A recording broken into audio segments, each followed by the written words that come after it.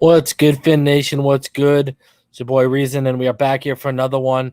And I got to start off on some, pretty somber note tonight. One of our own is hurting right now, guys. You all know Russell Voris. If you watch this channel, he's come up here plenty of times. If you watch Larry's streams, he's up there too as well. So Russell's hurting right now, guys. Russell, yesterday on Father's Day, I believe last night, on the worst day possible, Russell lost his 7-year-old son, tragically passed away.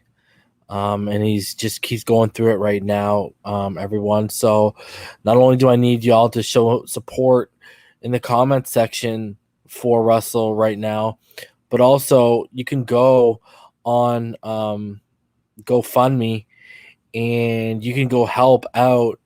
Any donation helps. You can go help out Russell, just with taking care of all of the expenses that come with losing a loved one. It's right up here. I'm going to put the, I believe Rhino is going to drop the, that link you see below me. The GoFundMe link should be in the comment section right now. It's just a sad time for Russell. We just got to come together and we got to show support for him during this because, no one loves to lose a loved one, especially a child, way, way, way too early.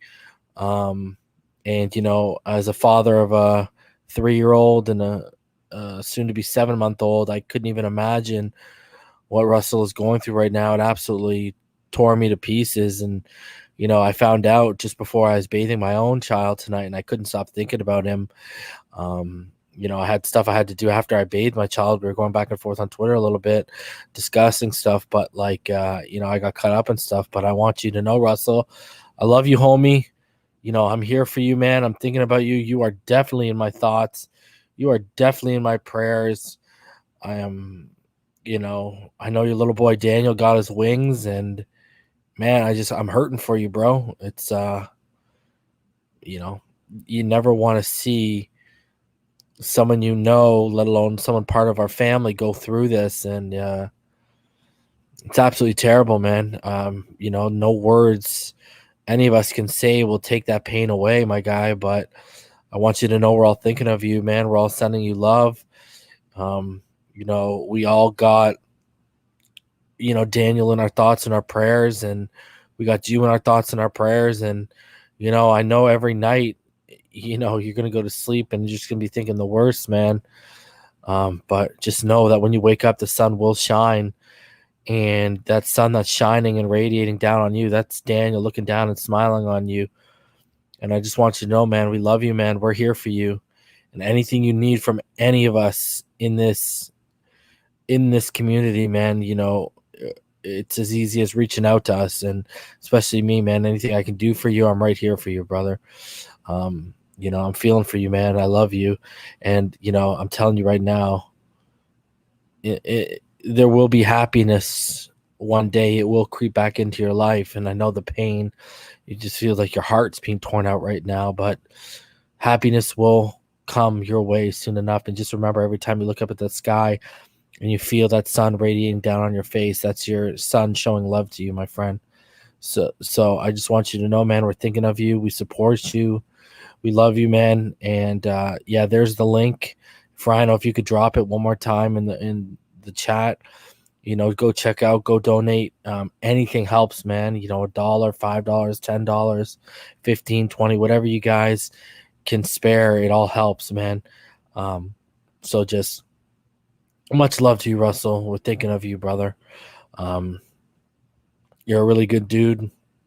I know we've joked around, and we've actually, me and you have never had any ill will. We've always just had good debates, and we've walked you off ledges with the quarterback situation. But all that doesn't matter right now. What matters is that your help through this tough time, and that Daniel's memory lives on, my friend. So I just want you to know we're here for you, bro.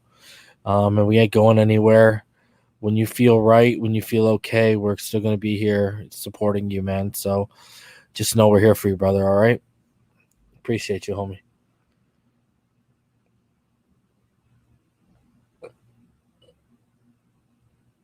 Yeah, guys, if you can, just go, please support Russell during this time. He needs all the love he can potentially and possibly get right now, guys. I know it's a little bit of a somber note. You know, we had a couple months ago, Darth Vader's mother passed away from COVID. And now, you know, we got another one of our Phinside fam hurting. So just, guys, show as much love as you can to Russell and his family during this tough time. And I'll do whatever I can. And, you know, I'm probably going to be plugging that GoFundMe for the next week, at least the next week. So I just want everyone just to know what's going on with one of our own, and I just want everyone to support him and show as much love as you can. Keep him in your prayers, all right, people? Thank you, everyone. And Bleezy, man, the fact that you just donated, doesn't matter how much, bro, the fact that you donated and reached out, that's amazing, man. So thank you. All right. Again, if you see Rhino, he's got the link right in there. Go click on it. Go show some love. All right. I don't even know what to say, man. I love you, Russell, bro. That's all I can say right now, and I hope everything's good, my dude. I can't wait to hear your raspy voice up here again when the healing process begins for you, bro.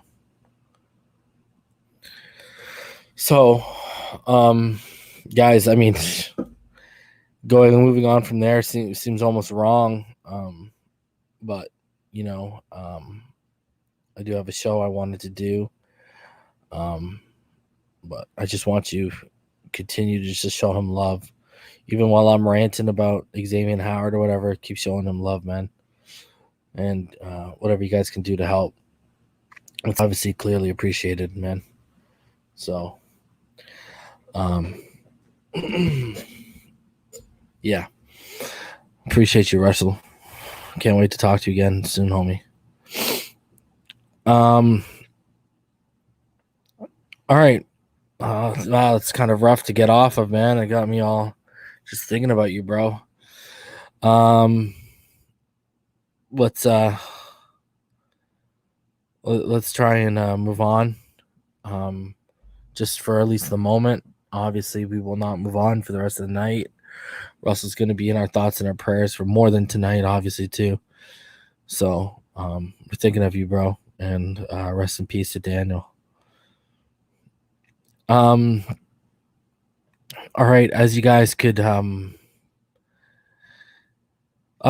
tell from the it's hard, guys. It's hard to transition off of this when you know, honestly, since I found out, it's been on my mind steadily. I've just been hurting for him. So hopefully Damien can come up here at some point tonight and say a prayer for Russell and his family. So all right. Guys, the Xavien Howard stuff continues on here. And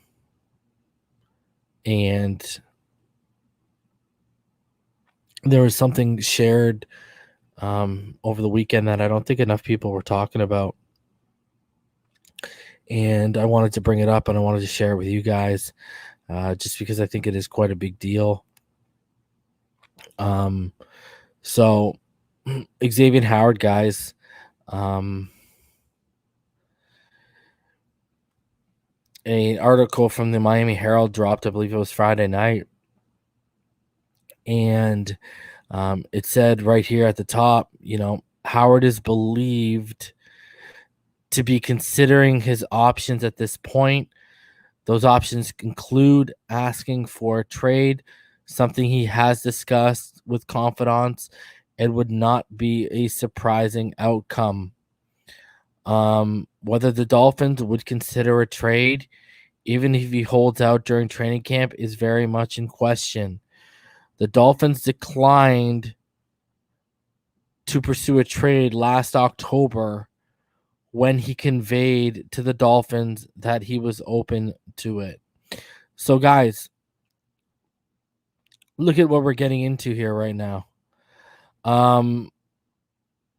This is confirmation that Xavien Howard has let the Dolphins know since October he's open to a trade. When you break this all down, this is kind of a scary thing. And the reason why this is scary to me and what this tells me is, what this tells me is that Xavien Howard and the Dolphins have been talking numbers since at least last October. And this kind of throws everything into a flux. And what I mean by that is he clearly conveyed to them, not only was he open to a trade, but he conveyed to them what he was looking for in terms of a raise. So if the Dolphins declined to pursue a trade last October, this tells you that they clearly realize that they might not be on the same page financially as Xavien Howard, dating all the way back to October. My problem here now lies in the fact that not only they gave this extension to Jerome Baker, but if you had known since last October you weren't going to be able to meet these demands and how high they were, let alone when he got new representation, to me this shows bad management. This shows mishandling the situation. If you had known since last October that the trade was a real possibility, this man should have been moved before the 2021 NFL draft. That's where I'm at right now. This is telling me that Xavien Howard and the Miami Dolphins are very far apart and have been far apart for quite some time, in terms of whether it's financially or whether it's the fact that the Dolphins don't even want to entertain re-upping. And the scary thing about when you go back all the way back to October is this is far before he had 10 interceptions. He hadn't even put out,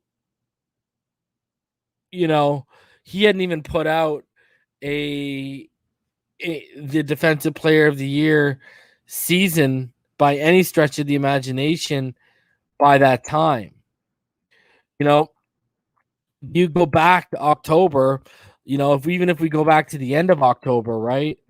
When you're talking about what X was looking like statistically, this is a problem. And the reason why this is by October of 2020, Xavien Howard only had, if we're going to go by, cutoff is November 1st, right? He only had 4 interceptions by the end of October. He had 1 against Jacksonville. He had 1 against Seattle, right? He had 1 against San Fran, and he had 1 against the Jets. So he had 4 interceptions by that time and was already conveying to them that he was okay with a trade. He wasn't anywhere near where he was by the end of the season, and he was okay with being shipped out of town, and he conveyed that to them.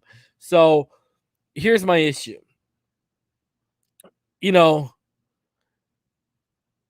Nick, bang on, my friend. Nick, bang on, my friend. I wish EM was around right now because we had a very, very good conversation. Let me throw a theory out to you guys right now, okay? And I want you to hear me out right now. When you look at some of the free agent signings, Adam Butler, okay, for example. You look at, they added Justin Coleman, after they told everyone Noah Benogany was going to get a chance in the slot. Well, what was the rumbling that was coming out around the time of the Watson deal, before all the allegations hit. It was that the Houston Texans did not want a quarterback in return. They wanted the ability to draft their own. What they wanted was defensive pieces. Let me hit y'all with this. What if they were offering 2 or 3 first rounders, Christian Wilkins and Xavien Howard? Because the Adam Butler signing is just as much of a head scratcher as the Justin Coleman. The Justin Coleman said you got a top slot guy that even knocks Needham to the boundary. That would create a boundary competition between Needham and Igbenogany. While Adam Butler and Jenkins, they could rotate, or Butler could take and full-time defensive end reps. What if the trade package was 3 firsts, Christian Wilkins and Xavien Howard for Deshaun Watson?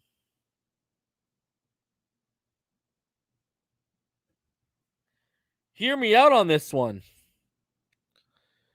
Because, and now that the allegations hit and they like what they see with Tua Tagovailoa, now they back themselves up into a corner where they've got a disgruntled corner and they've got a logjam at defensive end.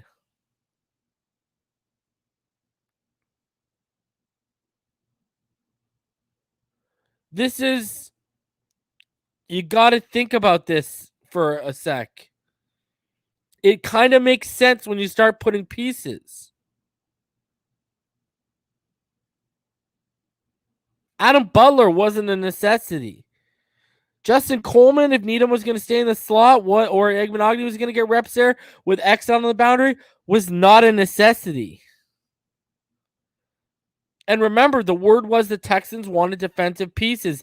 They did not want a quarterback. That's why everyone who was mocking Tua Tagovailoa on the trade didn't make sense, because they didn't want Tua from everything that was understood.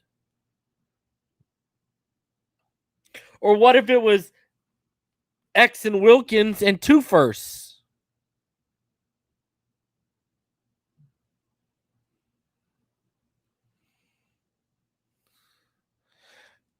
You know, this is just, you got to think about this for a sec. Some of the moves they made did not make sense. I get the whole depth thing, but it's not like they brought in like third string. Like Adam Butler can start in this league. He's already proven that. So, just food for thought. If X had already conveyed that he was okay with being traded in October, and they were in on Watson, which I know for a fact from multiple people have told me this privately, and on top of this, guys, Xavien Howard's from Texas, Houston to be exact. It kind of makes sense when you start putting pieces together. So, and now what do you do with X? You got a disgruntled guy, and this right here says the Dolphins declined to pursue a trade last October when he conveyed to the Dolphins he was open to it. So, since he had 4 of his 10 interceptions this season, when he was at the number 4, he was okayed with being moved out of town. I played the interview for all of y'all. He said he felt like it was a slap in the face right after he's saying that. He realized he needed insurance. Now it's all started to make sense. He obviously really did see it as a slap to the face.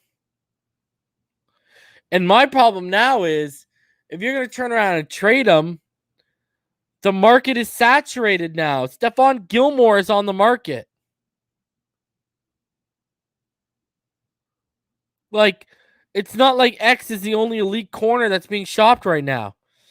It's pretty well known around the league that Stephon Gilmore is being shopped right now, because he too is holding out.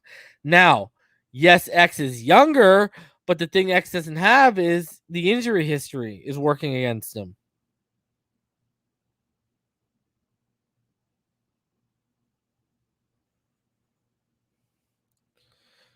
So, and this is another thing you got to think about.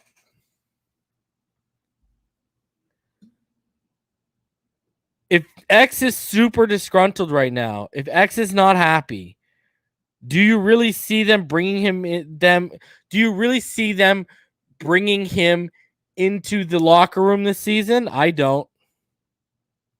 Goes against everything Flores wants. Look at what he said. What was highlighted about Jerome Baker getting his extension. Team player, team guy, high character. So right now where X is at, the problem you have is I don't think they're going to want to bring X into the locker room.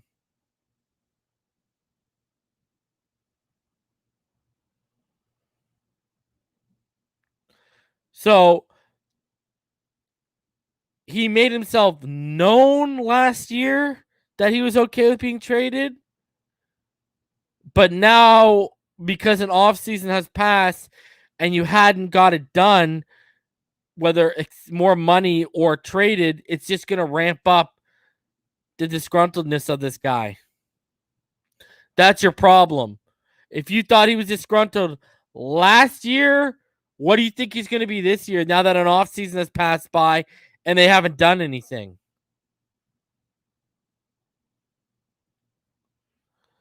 That's the problem we're getting into now. You either got to, here's the thing. I'm going to tell you right now. You got to settle this before training camp.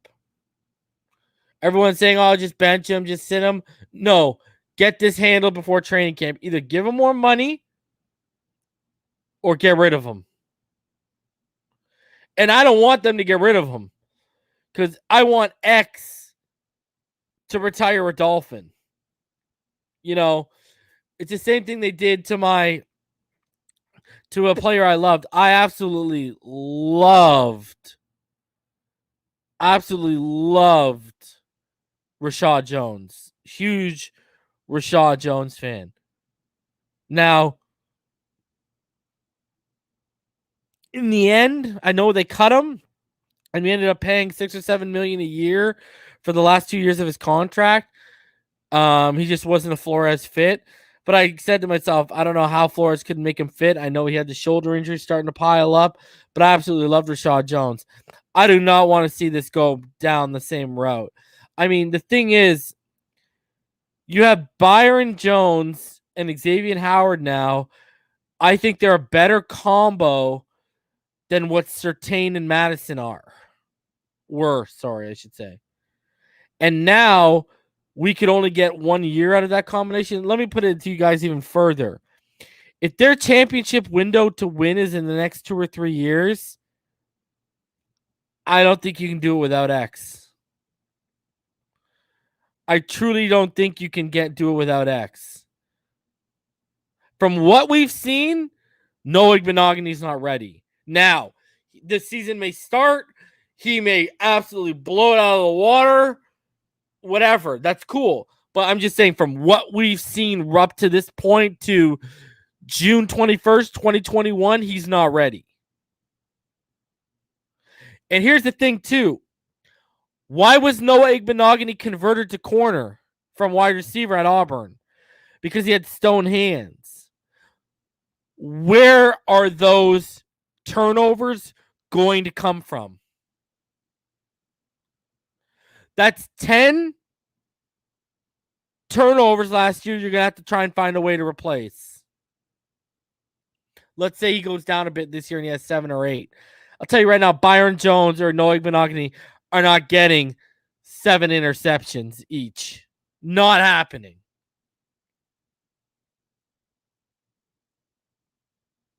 And the way this team has been built, the secondary is the heart and soul of this team.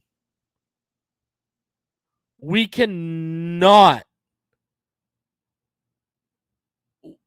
Splitting them up is not going to go. Yeah, well, you can't depend on Javon Holland to get 7 or 8 interceptions as a rookie. Go do your research. That's like never happened before, bro. So, like, exactly, Cruisin. Noah and Byron aren't getting 7 combined, most likely. You might be sitting around 4. 2 from Byron again, hopefully. People don't realize Byron's 2 last year was like the highest he's ever had in a season. 2. 2. And you might even be able to make the argument he has far better hands than Noah Benogany. Noah Benogany's strength isn't ball hawking, isn't playing the ball in the air. That's not his strength.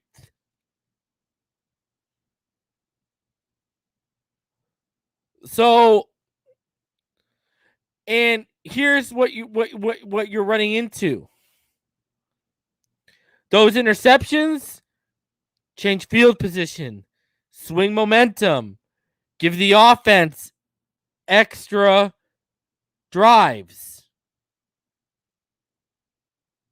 Well, you don't even have to put you don't even have to put X at his 10. He's had 7 and 8 before.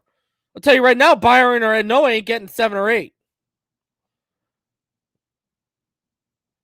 And Stephen Delafay, Holland was a ball hawk at Oregon. From his own mouth, what did he say? I'm not a ball hawk in the NFL. I haven't learned to be that yet. You can't depend on a guy to jump from the NCAA, especially you just can't. I'm sorry. I mean, do we have to talk about what the corners look like in last year's draft? Jeff Okudah? I'm just saying, if your window is the next 2 or 3 years, you need X. You need X. I'm telling you right now. Because, guys, go to the KC game. Defensively, who was one of the guys giving them the most trouble? Xavien Howard.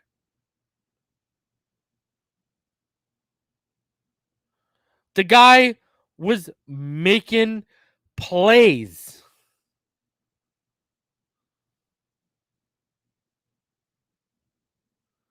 So I'm just saying, you guys got to understand, you're all of a sudden losing that production.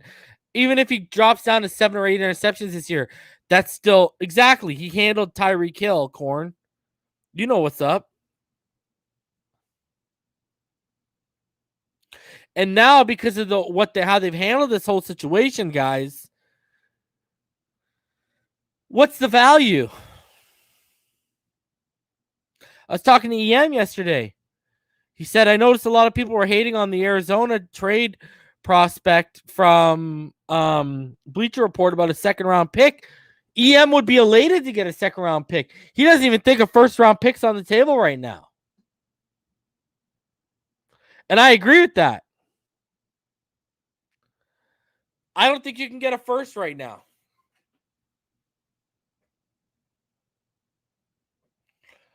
That's your problem.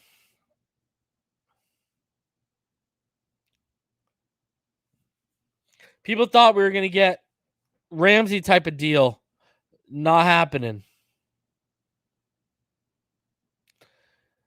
I would call up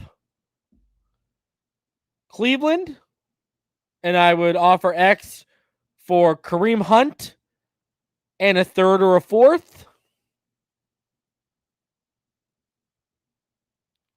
That would be the first team. They put him next to Denzel Ward.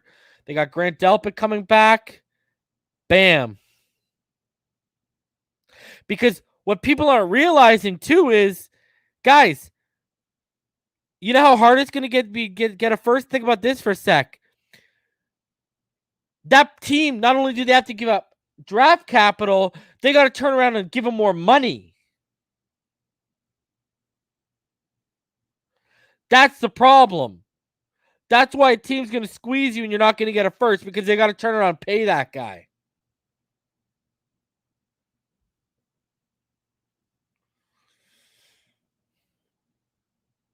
So that's where I'm at. I mean, I would call a team like Cleveland and be like, hey, you got to think about this. With X, a team that's going to want to pay him or a team that's going to want to trade for him A rebuilding team is not going to trade for him and pay him. It's going to be a team that thinks they're close to winning. Those are the teams you have to target.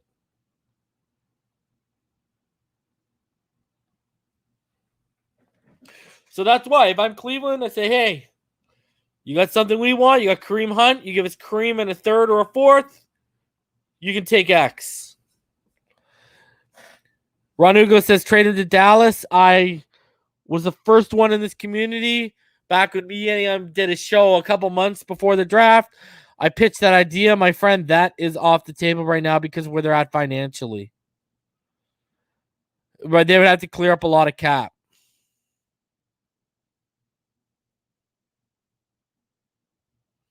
That's the problem with Dallas. They don't have a lot of cap right now. So, as we dive even further into this X situation right now, let's dive a little further into this. When you go look at the Miami Dolphins salary cap right now, guys, we have about $5.27 million in cap right now. The issue you're running in with is you're going to need a lot more cap just to handle X. On top of that, we have not signed Javon Holland, Liam Eichenberg, or Hunter Long right now. None of our second round and third round selections have been signed. And we only have $5.27 million. This is an issue.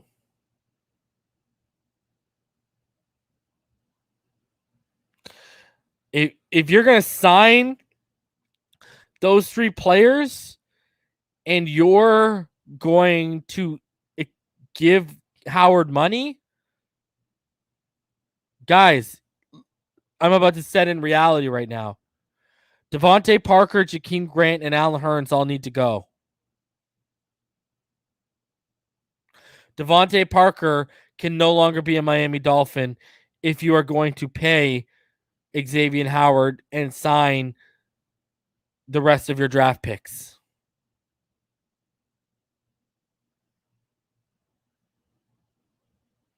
Jakeem Grant has to go.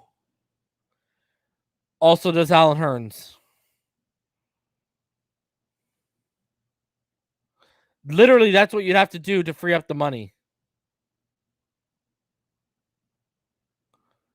If you go look at the money right now, that's how you're freeing up.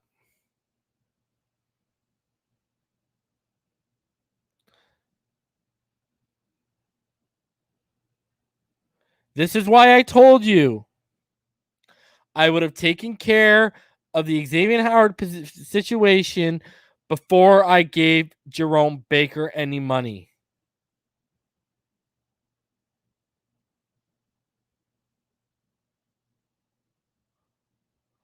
Guys, the rookies are going to take up the majority of that $5.27 million that are left.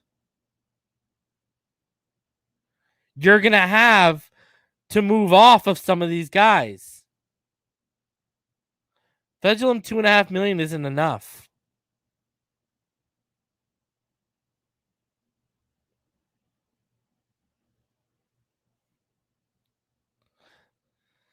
That's what people are failing to realize here.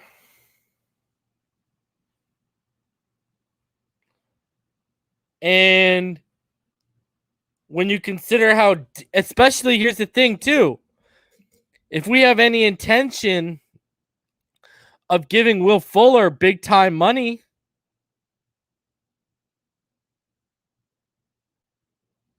it's bye-bye X anyways. Sorry, bye-bye DVP anyways. Guys, I told all of y'all this on Friday. We have the highest paid receiving corps in the NFL right now. Our receiving corps makes $1 million more than the Buccaneers right now. The Buccaneers receiving corps is worth $44 million. The Miami Dolphins is the highest in the NFL at $45 million. the trimming needs to happen from the receiving core.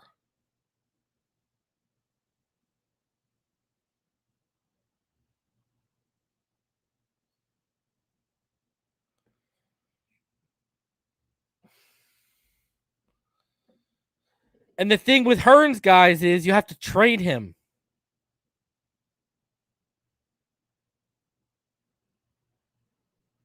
The problem with Alan Hearns' contract right now, everyone, if you've actually like done your research and looked into it, is Alan Hearns has right now, as of today, because we are now post June 1st, if you were to trade Alan Hearns, you have a 1.683 dead cap and you save only 1.2. If you were to release Alan Hearns, it's a $2.933 million dead cap, and it's actually negative $50,000 towards your overall salary cap. You actually need to trade Alan Hearns right now. Alan Hearns cannot be released.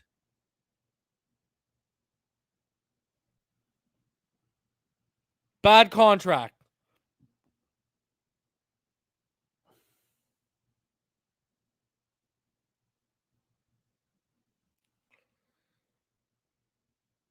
Bad contract. I don't know why they gave Alan Hearns that money, but here we are. They did. Now, if you were to trade or release Devontae Parker, and apparently the Baltimore Ravens, even after drafting Rashad Bateman, are still sniffing around the wide receiver market right now. But if you were to trade Devontae Parker, that's pretty much the move you would have to probably make. And right now, as it stands with DVP, if you were to trade him, you would save $9.386 million, and you would have a dead cap of 2.7 this year and 5.4 next year. If you were to release him, you would have a dead cap of 10.45, and you'd only save $1.636 million.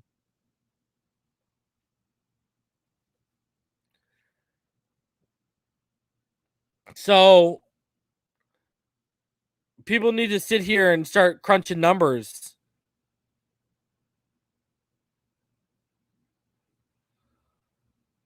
So I'm just saying there's a lot of money. And guys, we have 13 wide receivers right now. I don't know why people are so reluctant to take away. And at the end of the day, when you look at Devontae Parker as a Miami Dolphin, guys, he's been here for 7 years. He's given you one 1,000-yard season. One. I don't know why y'all are so attached. Will Fuller, I would rather go into next season with Will Fuller, re-up Albert Wilson, Waddle, Lynn Bowden, and let the rest play out with guys on cheap contracts like Kirk Merritt and such.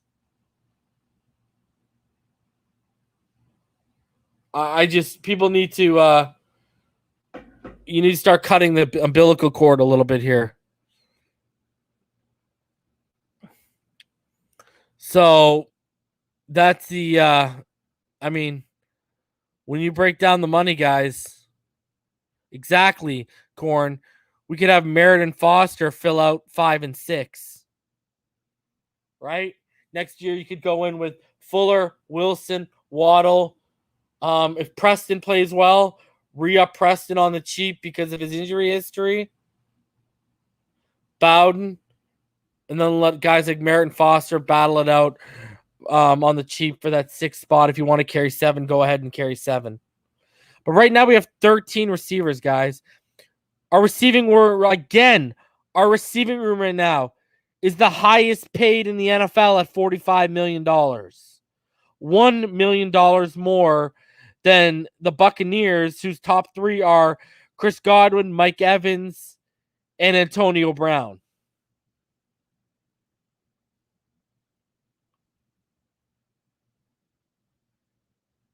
Let that sink in. We are paying our receiving core more than a receiving core that boasts Mike Evans, Chris Godwin, and Antonio Brown. I'm just saying. And Devontae Parker, between him and Fuller, they take about 21, 22 million up of that 45 million. So let that sink in for just a little bit with you guys. And again, guys, we have not paid Javon Holland, Liam Eichenberg, and Hunter Long yet. They also need to be paid.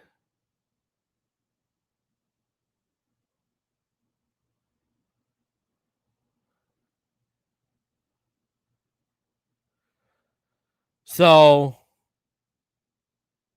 again, Liam Eichenberg, Hunter Long, and Holland have not been signed and have not been paid yet, as well as the X situation that's going on right now. Plus, they always like to keep a few million on the side open in case there's surprising camp cuts that you want to jump on or during the season.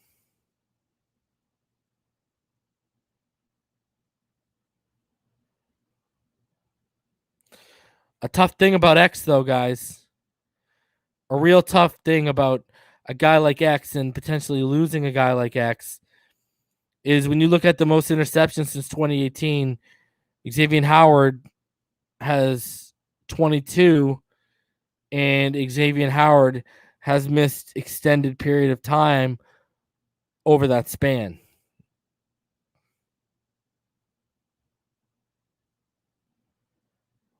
I'm telling you, the production he brings to this team is going to be hard and difficult to replace.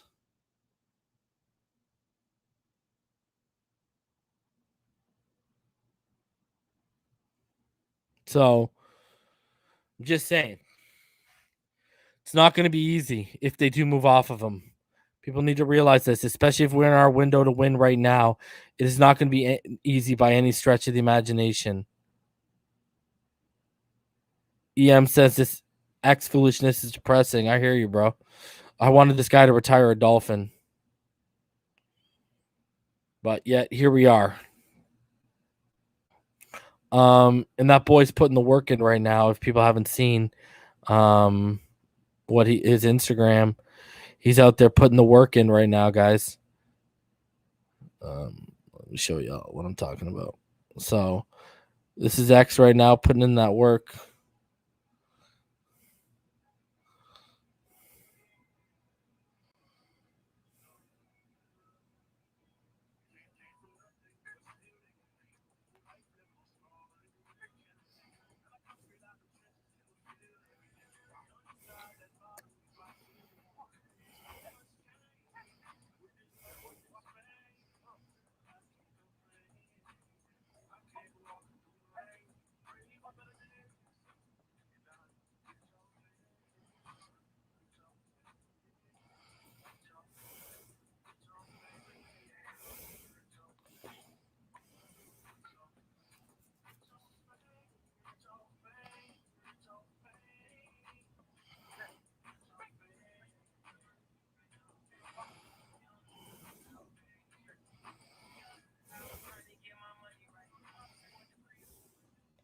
So he's still out there, guys. You know, he might not be with the team, but he's still putting in his own work. It is what it is. All right. It's just tough, man. It's tough. It's tough. So,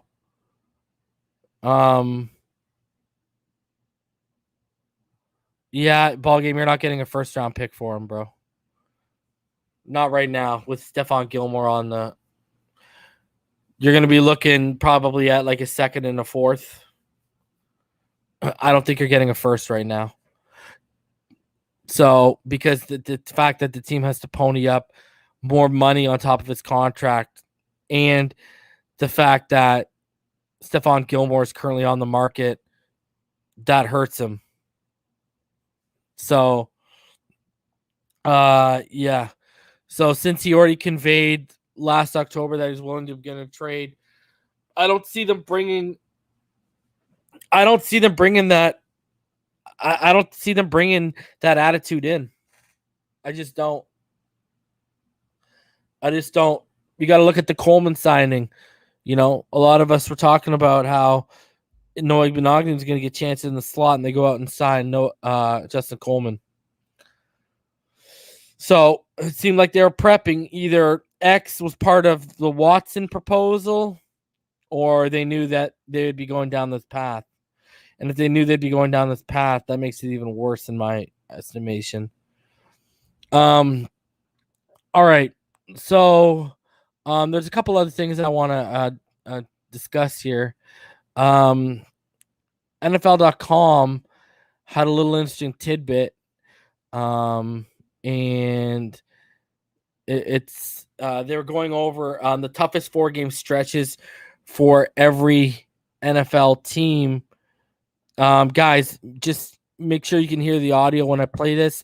Give me a thumbs up in the comment section when I start playing this, okay? So I'll let them take it away. The Miami Dolphins have their toughest 4-game. So let me know what you think, guys. Do you think that stretch is the toughest of the schedule? And you guys got to remember, the reason why they're including the Jaguars game is because of the travel that's involved of going to London, right? Again, I'll be down in Miami it's looking like I'll be down there for the Atlanta game. Don't like seeing that game on that. But do you guys think that's the toughest stretch on this schedule? You know, personally, you look at their schedule right now. I don't know. I think I think it is actually. It's either that or it's the first 4 games. But if we're going in 4-game intervals, I think the Patriots, the Bills, then the Raiders and the Colts would be there. Obviously, the Bucks, the Jags, the Falcons, and the Bills are what they just talked about. The Texans, the Ravens, the Jets, and the Panthers. I don't see that as a tough stretch other than the Ravens game. And then to close it out, the Giants, a bye, and then the last 4-game stretch, the Jets, the Saints, the Titans, and the Patriots. I don't think it is. I think it's either the first 4 games or games 5 through 8, like they highlighted right there. I think they're basically on. I think the first 8 games are going to be really tough, but the first 4 games I think are going to set the tone for sure. So we'll see how it goes. All right. So what I want to get into is I'm going to what am I going to do? I'm going to show you guys. We're going to go over a little interesting article from Mr. Barry Jackson that he released today. It has some interesting, like very weird stat in it. Then I want to break down 5 plays from the past season, talking about Tua Tagovailoa and his understanding of leverage. You guys have heard me on this platform talk many times about the veteran savvy-like plays he's done, understanding leverage to draw flags. I got 5 plays that I selected that we're going to talk about. If you saw my Twitter, I talked about them on Twitter, but I'm going to talk about them to you guys that don't have Twitter. We're going to go over that, and then I'll open it up. All right. So let's talk about this little pack of Barry Jackson nuggets. We'll break that open right now. So Barry Jackson had this 6-pack of notes on Monday, and he talks about a few things. So very few conclusions can be drawn from an off-season program that featured no tackling, limited 11-11 work, and no contact between the offense and defense. But if you're looking for Dolphins players that flash, several should be on the list. A group including but not limited cornerback Noah Benogany, so that's good to hear. Receiver Robert Foster, which we've talked about on this platform. He's been showing up and showing out. And tight end Hunter Long was another name mentioned here. So good to see, especially with Gesicki in a year where he's about to get paid. Continuing on, OLGB, a sports betting platform in the United Kingdom, surveyed 759 NFL fans and gathered Twitter data to determine whether NFL athletes receive the most love and hate on Twitter.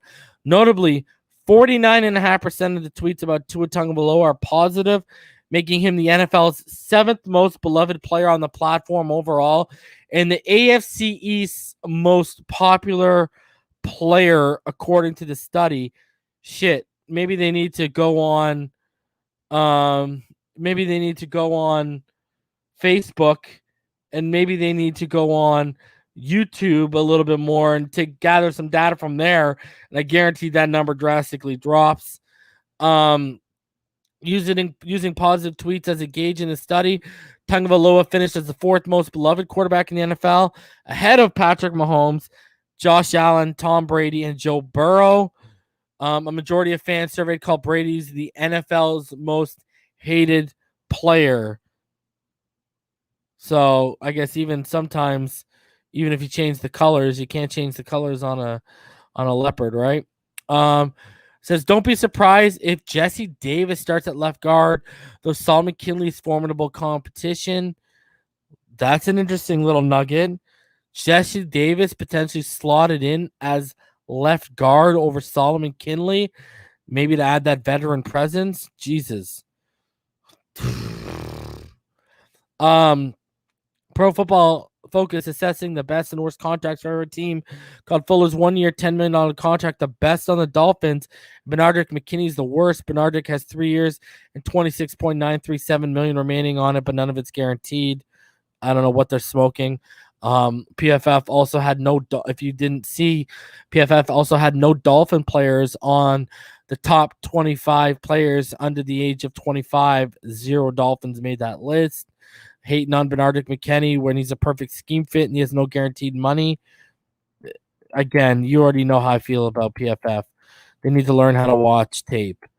Over the Caps, Jason Fitzgerald, and we just looked at over the cap with the money, made an interesting point about Xavien Howard's unhappiness. Should the Dolphins open things back up now? I don't see how that makes much sense for them. They could shift some money up or add a few incentives like the Patriots have done in the past. But those things sometimes set a bad precedent when you have other players who also don't sign the best contract in the world and then quickly look for more. They could make a $7 million-ish guarantee for 2020 fully guaranteed. Maybe more creatively, they could give him a chance to earn the right to buy out his contract for $2.8 million, which is the cost of his remaining signing bonus, and then give them the right to buy it back or use the more expensive tag. Add a few options at the end of the deal, such as if they are exercised, a part of the salary is fully guaranteed. That last option or the 2022 guaranteed are probably the only ones that don't impact Miami at all, though. I don't know if that makes Howard happy either. So regardless of what people externally think about the number in the contract, the fact is the team takes on all the risks once an extension is signed. The injury risk shifts from the player to the team, which is highly beneficial to the player. Miami got 5 games in 2019 and then a fantastic year in 2020. That's probably a fair trade-off for both sides, all things considered, and one that should not require opening a potential can of worms with a bunch of players 1 or 2 years from now. So, a little interesting thing. And then it says on the flip side, a case can be made that Howard deserves more money and setting a precedent for working a contract after a historically great season. Not a good one, but a great one isn't a bad precedent to set. The final question of Brian Flores, his final offseason media availability was outside the box.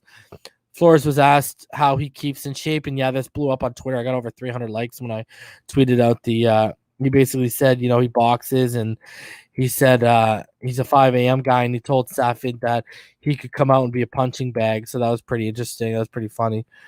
So, all right. I want to get into some Tua Tagovailoa stuff right now. I got some clips I want to show you guys. So let's hop into those. right now. So you're going to see 5 plays, guys. You're going to see 2 plays from the Arizona game, 2 plays from the Cincy game, and 1 play from the Kansas City game, all right?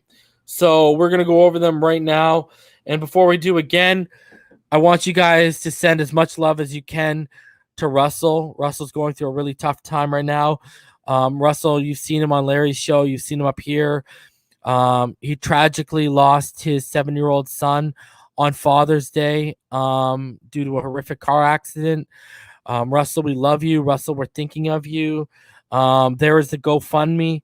If you could please go send some love and support Russell, even $5, it doesn't matter, but go support Russell in any way you can. Show him love in the comments, show him support in the comments. And if you have the ability, please donate to his GoFundMe to help cover the expenses for his son. It's always tragic when, a parent outlives their child. I can't even, as a father of a 3-year-old and a 7-month-old, I can't even imagine that. Russell, we love you. We're thinking of you, man. Prayers up to you. And I just want you to remember, although the nights might be dark, when you wake up in the morning and that sun shines bright on you, that is Daniel shining every day upon your face, man. So love you, man. I can't wait till you're back and you're feeling better and the healing process begins. I'm so sorry, my friend. So sorry. Marino's Goats says, Russ, God bless. All right. So let's get into just some Tua stuff. This is quick. It's only about 2 minutes, but I'm going to break this stuff down to you guys. So, all right.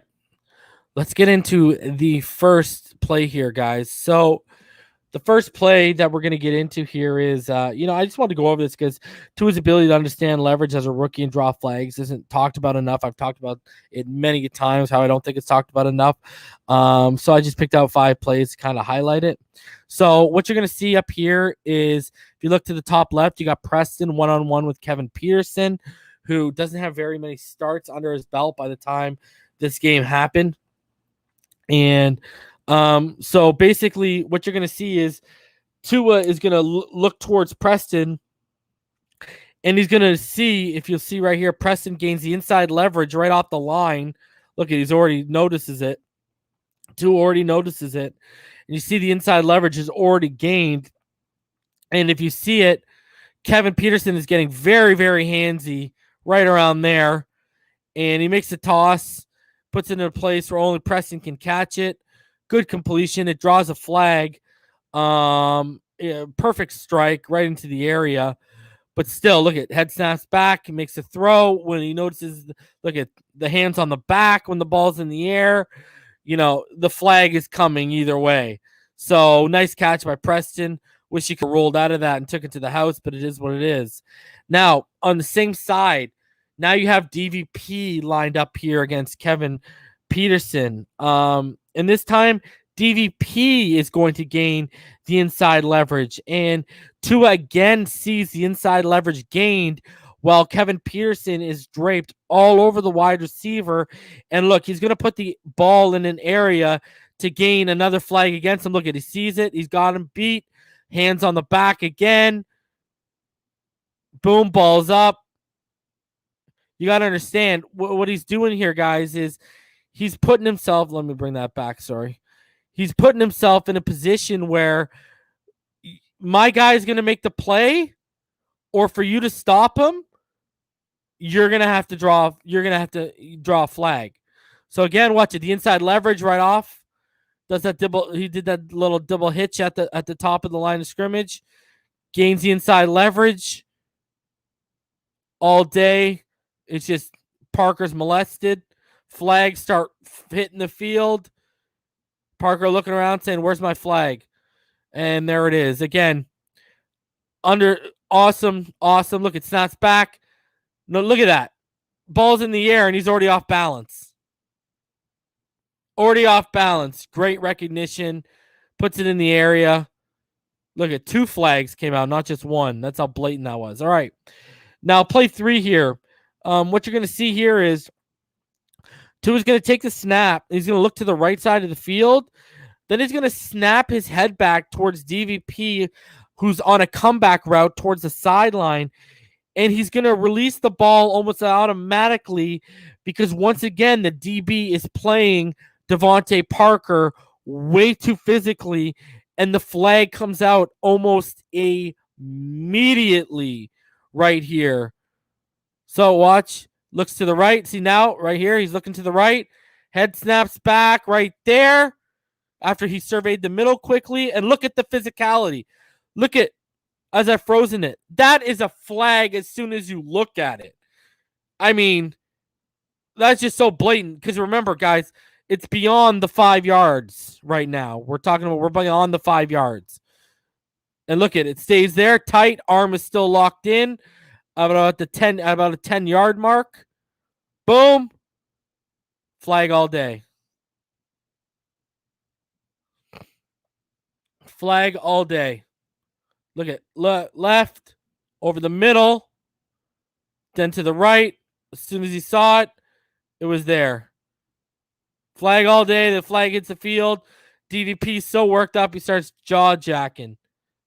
Great recognition. Great recognition. All right. So what you're going to see here is Tua's going to drop back. And once he gets to the top of the drop, he looks DVP's way.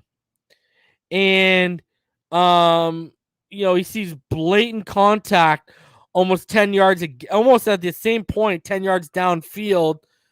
And this again puts the ball to an area that's an easy flag. It's a smart heads-up play to draw the chains. Watch how blatant this is. This is like ridiculous stuff. Look at that.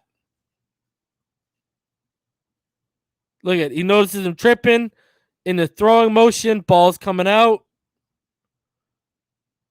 That's a flag all day.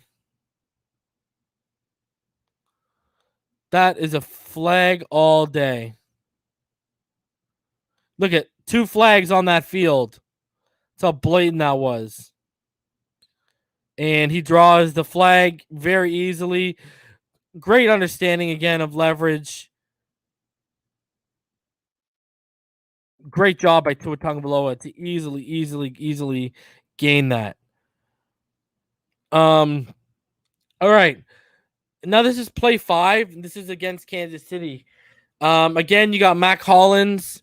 He's to the right here. And, Tua's going to take a deep shot to an area. And because he's going to see Mac Hollins gain the inside leverage. And if you watch the hands of the DB, he's got them wrapped around, he grabs the right arm of Mac Hollins before the ball's in the air and just holds on to it. So he's obviously holding his right arm the whole way. And it's another easy, obvious call. Great job by Tua just to recognize. Again, look at Tua. His head is right over the middle. He's not even looking Mac Hollins' way right now. Again, he's surveying over the middle, not even looking Mac Hollins' way right now. And the holding is beginning right here with the right arm. Tua now notices it, sees it, makes the throw to a spot because he's gained it. Look at Hollins trying to fight him off. And there goes your flag right into the play. And Hollins even says something and flips back at the defender and the referee to gain the flag. Again, we'll see it from this. Look at, he looks up over the middle, head over the middle right now, not even looking at Mac Hollins. Scanned over. He went from left to the right, over the middle again. Now he's looking to the right, sees Hollins being molested, makes the throw. The DB just released him, but it was too late. As you can see, as I've frozen here, the referee already has his left hand in his pocket. Switches to the right, and boom, throws out the flag. Easy call. Great work by Tua Tagovailoa and his understanding of leverage and his recognition of DBs playing too physical and realizing I'm either going to make the play by putting the ball to an area, or I'm going to draw a flag off of you.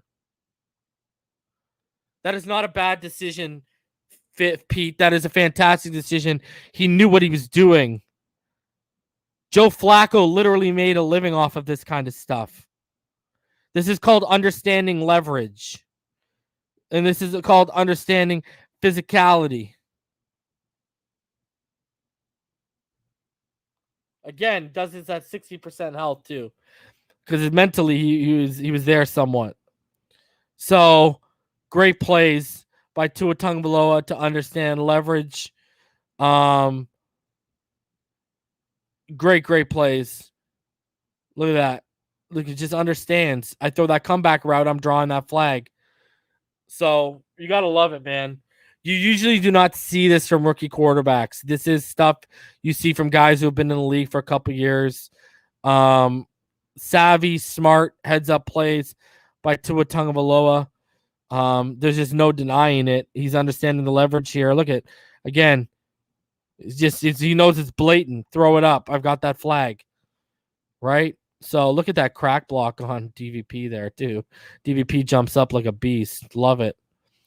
Like this one on Mac, he's totally understanding. Look at that. He's got the inside leverage, and he's got a guy draped on him. Yeah, you're going to make that because you're going to get that call. Great stuff by Tua Tagovailoa. Smart player, man. Smart player. Yep, all day. All day the flags come out. Great stuff by Tua Tagovailoa, man. So I just wanted to highlight, because I've talked about it multiple times, his understanding of leverage. Usually when like this is what I was taught, when your receiver gains the inside, you've either got the play or you've got a flag 90% of the time. And Tua understands that. That's not a bad decision to throw that to Matt Collins. That's a smart decision. He realizes he's drawing a defensive pass interference. He doesn't care about the double coverage. He cares about the fact that Matt Collins has inside leverage and he's also being held. You make that throw. You're taught to make that throw. Again, you'd have to play the position to know that. All right, man. So let's see what people got to say.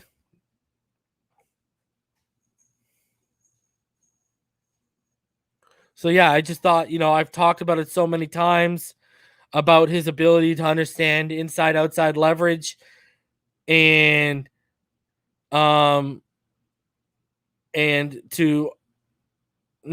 get lucky. That's smart. Stop saying stupid stuff, man. So that's called understanding your leverage, man. Exactly. That was a single high safety, man. If anything, that wasn't even bracketed coverage, man. So, all right. That was a smart play by Tua. What's going on, Rhino, Horn, Red Comet? How you boys doing? Doing good. This X stuff just is depressing. Yep. Yeah, man, it's not good, bro. Especially he's the leader, man. He's the leader of our team. Looks like, well, you listen to Byron Jones, and maybe Byron Jones is the leader. But Reason, do you think that trade would be good? Did you see the one I put in there in the comments? Rodney Hudson and maybe a second for X? Or do you not think that would happen because they just signed Rodney? No, they won't trade Rodney. Because that's what I really would want, is a strong offensive lineman. Yeah, I mean, I would take if you want to trade him to the Tennessee Titans, if you want, and get Ben Jones plus a draft pick. But again, that guy's 32 years old, I believe, right? So I don't know. It's going to be interesting to see how they try and handle this. This should have been handled. Either you pay him or you move him. Yep. March. Do you think, in your opinion, do you think X is going to be a Dolphin? Nope. Do I think X is going to be a Dolphin next season? No. Nope. Me too. I agree. I think he's trading him. I think we're trading him. Yep. What's up, So, everybody? what's going What on, about bro? trading for McAfee? What's up, man? What's going on, bro? What's on your mind? Just a trade proposition by Pete over here, saying Christian McCaffrey for X. I mean, I'd do it, but I don't think they would trade McCaffrey for X. They just drafted J.C. Yeah. Horn. Oh yeah, That's right. Yeah, I forgot about that. I mean, it depends how. I don't know. It depends how greedy they are. If they want to put a double-headed monster at cornerback, we'll see. But I think Christian McCaffrey is too important for that offense, man. Yeah, and I think the other issue you got to worry with too is I don't think they're in win now. No. Yeah, I agree. That's the problem. So Not that they're gonna go anywhere with Sam Darnold, but yeah, and also just for everyone to know that the safety in the Mac Hollins drop back and it turns into a cover too, but he comes over to help once the ball's in the air. It's actually not double coverage. right. Yeah, he comes over to help when the ball's in the air. He doesn't drop back into coverage on Tua. So it's not even bracketed coverage. He just makes a break on the ball when it's in the air. Yep. But you got to stick him in a profile picture. What is that? I don't even It's know at what it least is. see that well. with a dolphin hat on. Was that Marino? Oh, cool. I like it. I would take Ryan Kelly in an instant, Darth Vader, but I don't think I don't think they're trading him, bro. I don't think they're breaking up that offensive line because I think that's a team that's in win now right now. Mm-hmm. So that's what that's your problem. Yo, you got people, in win now mode. The problem with win now mode is they're not going to give up vital pieces. Appreciate it, Vicken.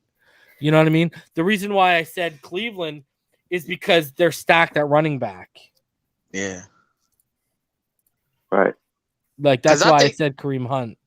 Yeah, I think that's what we got. We got to get a player, man, a good elite player, because, like you said, if we're thinking 2 years, I mean, we got to have a player either on offense or defense that's elite. If we're going to give up the key to our defense, the best player on our team, not draft capital. Yeah. Yeah. And like we need players in return too, like you said, man. Like we're at a point to win here. Pete's laughing at the fact that he donates $4.99 just to laugh at Pete and Rhino using his logo. Thanks for the donation, Pete. I never thought we'd get this far in our relationship, but here we are. All right. But Pete was right. They did drop into cover 2, but it wasn't double coverage on Tua. He just made a break on the ball when the ball was in the air. That's all. Yeah. But it wasn't even bracketed coverage. So hey, but the guy has like quick. He's a quick decision maker, because I saw when the wide receiver is on the one-on-one man coverage. Once the receivers get getting that leverage inside, he just chucks that ball fast before the safety reacts, and then of course when you have you got big wide receivers and they're a complete mismatch to whatever DB's defending them. So once that ball's in the air, the DB starts panicking, and that's how he draws the flags. It's just impressive, this quarterback, man. yeah, but look at how quickly our even Mac Hollins, how quickly they were basically drawing penalties just by gaining. Once you gain inside leverage, it's over, man. Yeah, this is why I was taught when I played the position in high school and in college. You throw that ball to that area, to the spot, because you're either your receiver's gonna make a play, or more often than not, you're gonna draw a flag. No, and we have the luxury that we have big guys at wide receiver. And that's the other thing. They're bigger too, than right? most corners they're going up against. Yeah. Exactly. Yeah. All three of those guys were big bodies, right? Yep. Yep. Now, there were more pass interferences against us throughout the season, but they were like over the middle. They weren't like, it wasn't, I keep talking about his understanding of leverage. Those highlighted his understanding of leverage. You know what I mean? So shout out to Cap for Life. He donated $20. He said, this community amazes me. We can be at each other's throat 1 minute, but when one of our family is hurting, we come out of the woodwork and represent like no other fan base ever does. I'm proud of proud of you all. Reason you're a good man. I appreciate you, Cap. And guys, again, if you have the chance, Russell's going through it right now, everyone. So, if you can, go show him some support. Go hit up his GoFundMe, and go help. Just help out, man. I mean, no father, mother, grandparent wants to outlive their child or their grandchild, and there's just not enough stuff we can say. Russell's a good dude. I know a lot of people have trolled him for his stuff on Tua, but it's always been in good fun. He's never been one of the hard-headed, hard to get through type of guys. So just go support family, man, and that's what we are. Is in this community, we're family, and it's just, a lot of us in this chat, some of us up here have young children, and we couldn't imagine being in his shoes right now. And Russell, I just want you to know that we love you, we support you, and all of us are here for you, man. Anything you need, my DMs are open. Hit me up. If you need my phone number, hit me up. I'll link it to you. Anything you need, man. Yeah, I just want to say that he shared some photos with me, and it's very heartbreaking. And my thoughts went to Florida born as well. It's kind of a lot for us to process the last week and a half, the loss we've had. And like Reason is saying, things will get better. I've never gone through it, but I'm just assuming time does heal most things. And you'll see him again one day, brother. And I love you. Yeah, for sure, man. Just because I'm behind with what happened, because I haven't heard about this. Russell's son passed away on Father's Day. So you can go to his Twitter. And you can find it. Oh, okay. Just go onto his Twitter, bro. We're not gonna air. Okay, it out. no, I ain't know. So I love you, Russell, man. We're here for you, bro. Yeah, Dolphins family got your back, man. Bro, it was tough transitioning to talking about a greedy asshole like Xavien Howard. After talking about that stuff. So yeah, rough transition. Yeah, man. So, but. What's the feeling, boys? Do you think X is out of here? I think he stays. My thing is he doesn't really have any leverage until he holds out for 2 or 3 games, and somehow whoever is replacing him does poorly and they're blamed for the losses or close games. I can see the leverage switching back to him. But if that doesn't occur, they have him for 4 years. I'm not really sure what X is capable of doing to change their mindset. And for me, I'm willing to hold him out for the year if he's going to hold out till next offseason, because I feel that's when the value goes back up, right? It's a long time to hold on to someone, but they didn't choose this path. Like you said, they saw this coming. He made it pretty clear last year to them, obviously, from October. He went out and balled. Then he fired his agent, and he got who he got now. So they knew it was coming. I just don't. I don't want to assume they haven't tried. I have to assume they did try. They just didn't get the offer that they wanted, right, is what I'm thinking. But maybe they did get a good offer and they ignored it. I don't know. You may be right, Reason. You could be 100% right. You have to ask yourself, it's one thing when he conveys to them, okay, I want more money, and I'm down, I'm down for a trade. And then he finishes out the season. And then the offseason happens, and there's no movement whatsoever. None. That might send him into a different form of disgruntled. And I asked this question with the youth in that locker room in the mind. Do you even want that energy in your locker room? Well, it was kind of there last year, but like you said, not at the same level. Maybe he didn't mention anything to anyone. Maybe in the locker room, you're right. if he was pissed off, it seems like he was pissed off from last year, right? Yeah. When they not signed Byron, but when they drafted Iggy, that seems to be when he went into orbit. So Yeah. Yep. but he works out with the kid. Yeah, He works out with him. It's He like, does. So I don't know. I understand what you're saying. Maybe it's at a new level now. you know what I'd be doing, right? I don't want you to be Yeah. that guy. Yeah. I'd be showing him some tricks, but I ain't showing him my full hand, bro. You know what I mean? Like, But I just but you're feel right, like, bro. It's like in the interview, he mentions he understands the Byron signing January. because of Made no insurance, sense. because of his knee. Then he talks about Noah as a slap in the face. Then he says he wants to go out there every play and make them pay. And then you say the Noah pick was a slap in the face, yet you're out here training the kid. But break it down. He has no leverage until the perception is that we can't do without him. Do we agree on that? Just the leverage Yeah. portion of Yeah. it. Yeah, And the value is now gone. The value's gone. The value When was did there he enter- pre-draft. I When did he enter completely his agree. contract? I think they're at a stalemate. When Well, did his my contract come issue- into effect? One at a issue- time. One at a time. Hold on. Irving, Crypto, Pyro in that order. Okay, go. What's your question, Irving? No, I'm saying when did his extension kick in? It kicked in. Wasn't it year. last year? It was the Last first year. year. Yeah. Last year? Okay. Okay. Oh, and just a side note, because Pete said something. The agent wants to make money off of X. I looked into it. The agent cannot make money unless he signs a whole new contract. If you guarantee more money on the contract, the former agent that negotiated the contract gets money, not him. Oh boy. Crypto, No. Crypto, your comment. Yeah, therein lies the rub on that last remark there, as far as the agent incentive to try to get this thing done fresh and anew, so he can make more on that side of it. But yeah, I was thinking that they're more at a stalemate right now. They just playing chess with each other at this point, and when it comes to the agent and X, along with the management. Yeah. That's what I was Pyro, thinking. Pyro, your comment.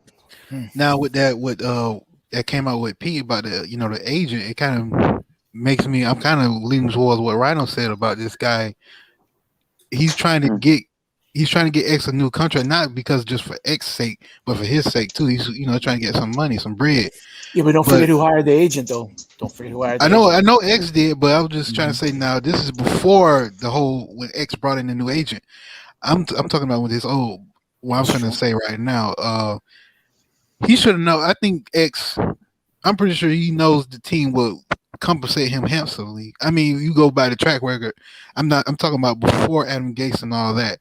With this new regime, you seen how how this track record they came when they stuck by you with the injury and all that stuff. I just feel like they say, hey man, we know, we believe in you. We know you're gonna, we have faith in you. We know you're gonna, blow up, and we know we're gonna, give you money when it's needed. Flo said it a bunch of times. You say you perform, we'll compensate you. That's been Flo's motto. You think about it. Flo's been saying that every time he had the chance to throughout last season. Well, that's been my pushback to all these people are like, oh, it sets a bad precedent. I'm like, what? You're paying a guy for being top 3 at his position? And even, I've been saying this for over a week, right? I said on Twitter Spaces with Sorty, Clump and a bunch of guys, and I said it up here.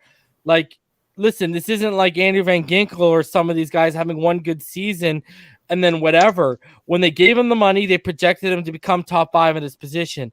The thing is, he performed like the best at his position last year and was up for Defensive Player of the Year. And quite frankly, he got hosed. He should have been Defensive Player of the Year.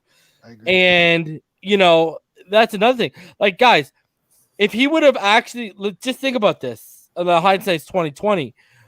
But because so many people are prisoners of the moment, if he would have won Defensive Player of the Year, do you think as many people would be pushing back on paying him? But can I clarify something? We're talking about last October is when he made it clear that he'd be open for a trade. Yep. Okay, Before he had his new agent. What is that?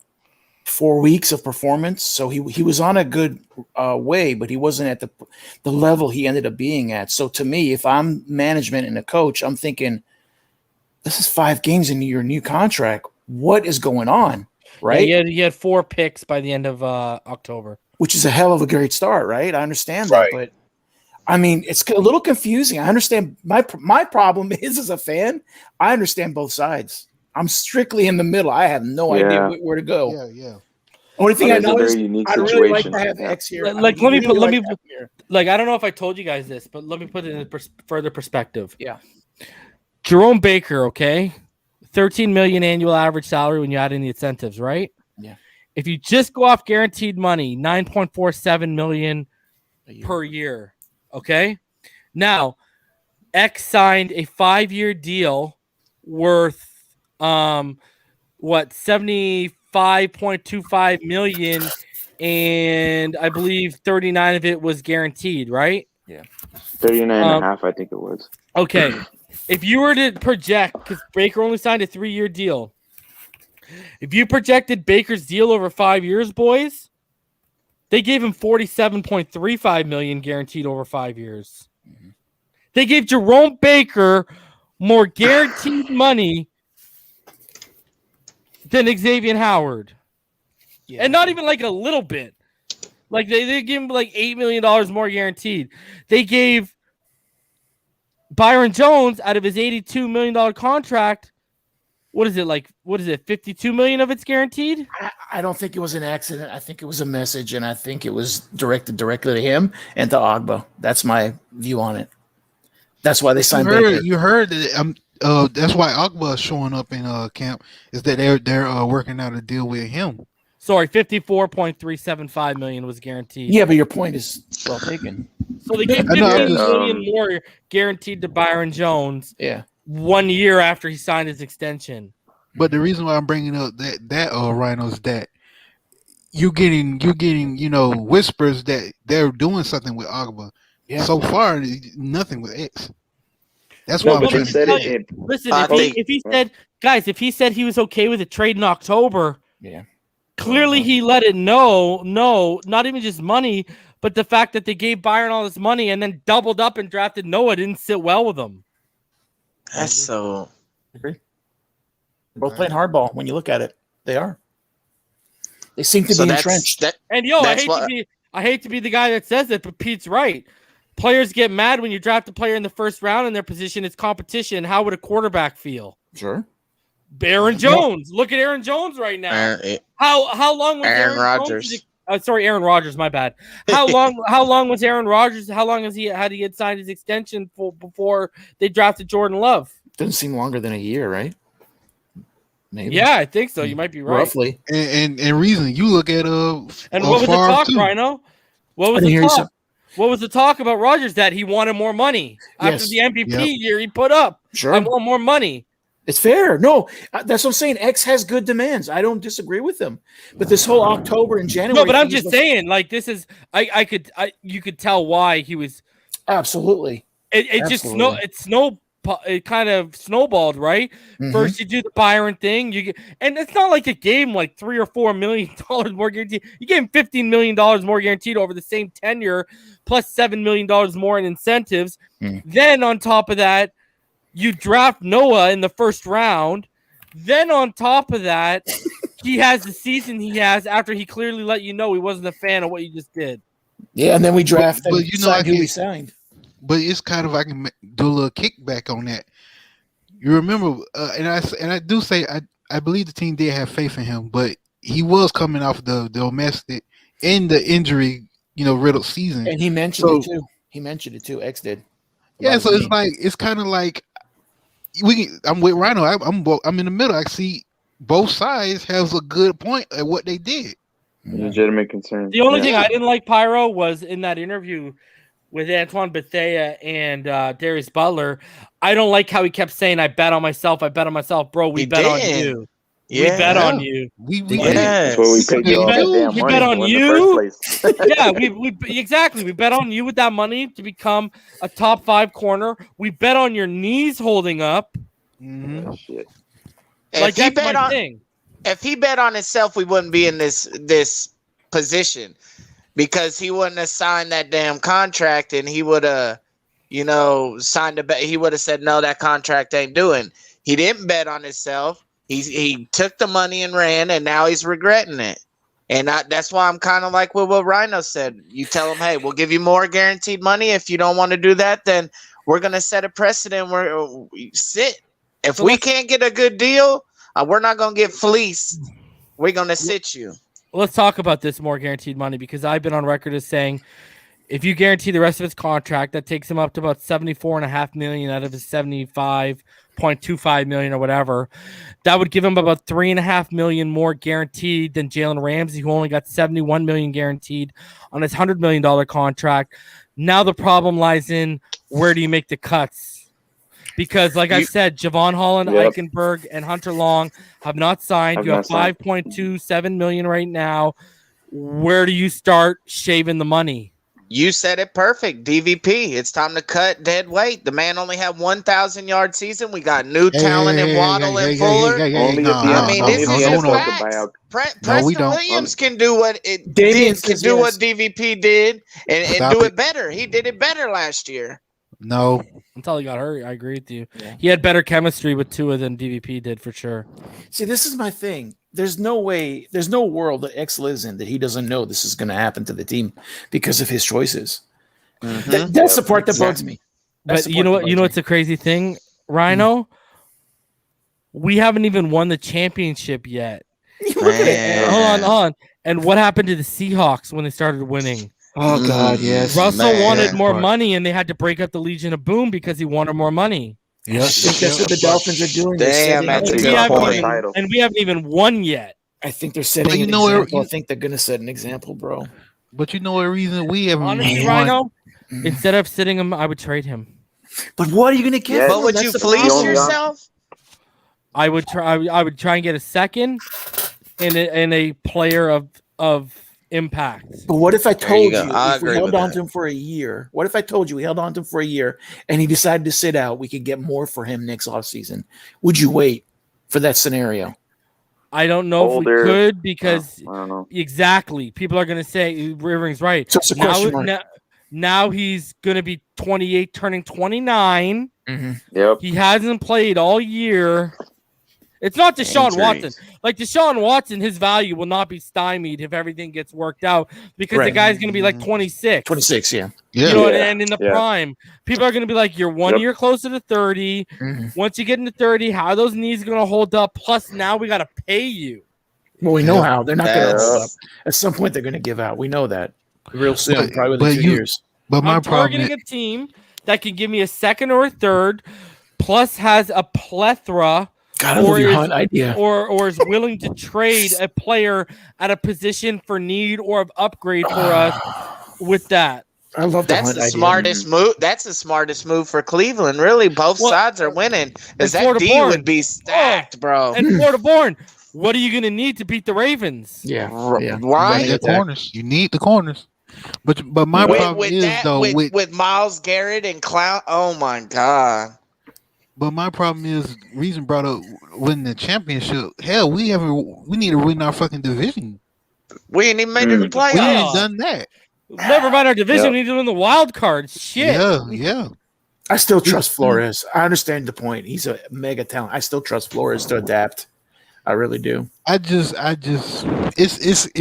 shame that this is, when this team is on up and up, it's a shame that it's always something that we have to get across, man. It's a shame, man. Besides just playing football. Agent Smith says Parker Grant a Xanax for Ezekiel in a third. Who the hell said Xanax? I love it. Let me ask you guys. What pisses me off is, like Reason said, this is the best cornerback duo, and we only seen it one freaking season.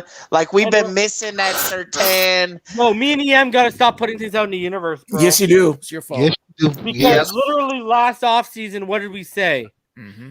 You don't want to see it broken up. No. We said they want to see this. Because remember, people were talking about trading X last offseason. Oh, yeah. And we're like, they're going to want to see him and Byron for 1 year, and then they might trade X. And now look at what's happening, bro. Now we're getting in Yeah, a you position did. where they might trade X. Mhm. But you know, reason it's just Bro, just, you know what this reminds me? I'm gonna sorry, Pyro. it's like- Bro, I was livid when we broke up Vontae Smith and Vontae Davis I and know. Sean Smith, bro. I was Man. livid, bro. Sean Smith goes to KC, balls out. Vontae goes to Indianapolis, balls out, Yep. goes to Buffalo, retires at halftime. I think we'd all do the same if we got traded to Buffalo. And then legendary. and bro, legendary. like, bro, I was like, oh my God, we have a potential of, another great duo like Madison and Surtain. Yep. Now we drafted X. We put out this big money for Byron. They become the heart and soul of our team, not just our defense. And after 1 year, greed gets in the way, and this has to get This potentially has to get broken up. And you said it, Reason. It's the business of the game, though. You said it a bunch of times, though.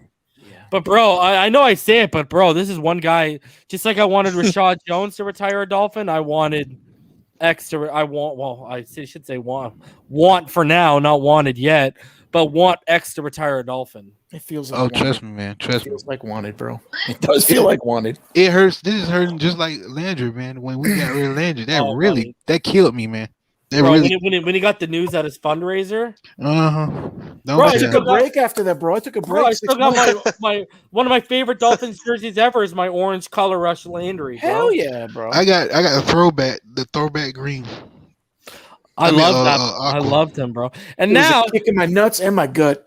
Now we wouldn't even entertain getting him because we're so loaded at wide receiver.